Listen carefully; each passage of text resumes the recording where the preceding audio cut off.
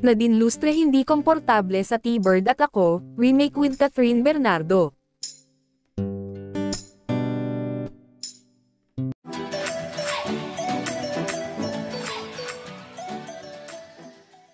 Kamakailan ay napabalitang posibleng magkatrabaho sina Catherine Bernardo at Nadine Lustre para sa remake ng pelikulang T-Bird at Ako.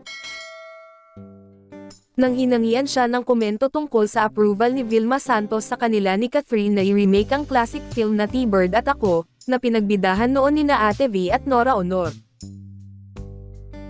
Kinilig ang award-winning actress na si Nadine Lustre nang malamang approve kay Vilma Santos na gawin nila ni Catherine Bernardo ang remake ng T-Bird at Ako. Wala raw siyang idea sa pelikulang T-Bird at Ako, kaya pinaliwanag ng entertainment media na medyo GL or girl love ito. Ang naturang classic movie, 1982, ay pinagbidahan ng star for all seasons at ng superstar at national artist na si Nora Honor na gumanap na magjowa sa kwento. Nang magka-idea na si Nadine, say niya, "It's very challenging especially with all the movies or projects na mga ganito especially if you're uncomfortable with that kind of intimacy."